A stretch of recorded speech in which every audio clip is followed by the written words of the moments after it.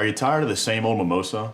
Today we're going to talk about a cocktail that my buddy Joe Brewski taught me how to make years ago, the Redneck Mimosa.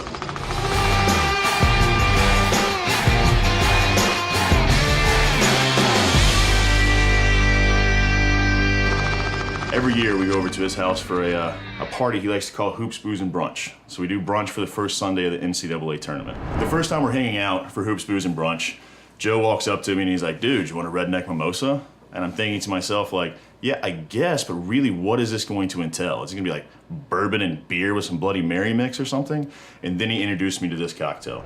Super simple cocktail, 3 ingredients only, vodka, orange juice, and some Fresca.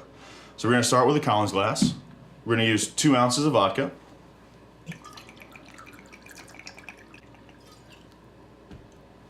Start with our 2 ounces of vodka. We're gonna put ice on it next. So just gonna fill our glass up.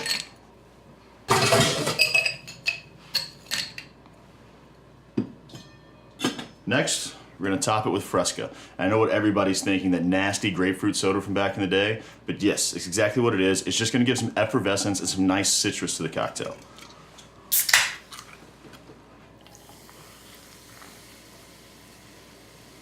And then, just like a traditional mimosa, we're gonna splash it with a little OJ.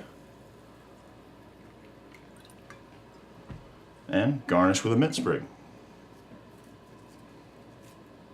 And there we are, guys, the Redneck Mimosa. It's another little helpful hint from your friendly neighborhood bartender. I'll see you guys soon. All right, guys, and if you liked that cocktail, subscribe to our YouTube channel, follow us on Facebook or Instagram. We'll see you guys soon.